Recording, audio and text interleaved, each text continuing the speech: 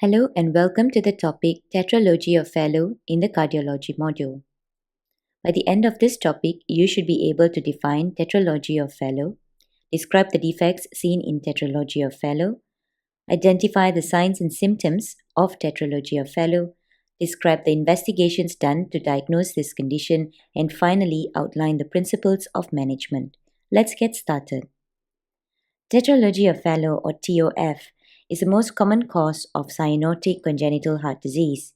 It typically presents at around 1 to 2 months, although may not be picked up until the baby is 6 months old. TOF is a result of anterior malalignment of the aorticopulmonary septum. The four characteristic features are right ventricular outflow tract obstruction, pulmonary stenosis, ventricular septal defect, overriding aorta, and right ventricular hypertrophy. The severity of the right ventricular outflow tract obstruction determines the degree of cyanosis and clinical severity. As for the symptoms, the patient may become symptomatic at any time after birth.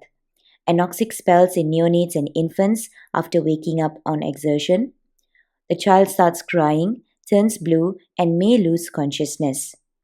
There will be dyspnea on exertion and exercise intolerance as well.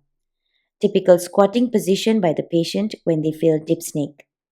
As for the signs, a general examination reveals cyanosis and clubbing, prominent A waves on jugular venous pressure measurement, and cardiac examination reveals a normal S1 and S2, but an ejection systolic murmur is heard as well. The chest X-ray shows a boot-shaped heart, and ECG shows right ventricular hypertrophy. Surgery is the only effective treatment for Tetralogy of Fallot. Surgical options include intracardiac repair or a temporary procedure that uses a shunt. However, most babies and older children have intracardiac repair.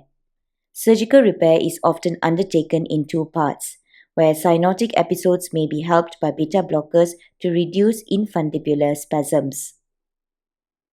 In summary, Tetralogy of Fallot is one of the most common congenital heart disorders, comprising right ventricular outflow tract obstruction or infundibular stenosis, ventricular septal defect or VSD, aorta dextroposition or overriding aorta, and right ventricular hypertrophy. It is important to understand that corrective surgery for Tetralogy of Fallot performed in childhood is not a curative surgery. As a result, many children with repaired Tetralogy of Fallot survive into adulthood and are seen at cardiology clinics. Symptoms may arise anytime after birth. Due to its nature being an acyanotic heart disease, patients develop cyanosis and may lose consciousness in stressful conditions like crying. Typical features on investigations are boot-shaped heart on chest X-ray and right ventricular hypertrophy changes on ECG. Echocardiogram or cardiac MRI are both helpful in demonstrating the defects and evaluating the overall function of the heart. We have come to the end of this topic.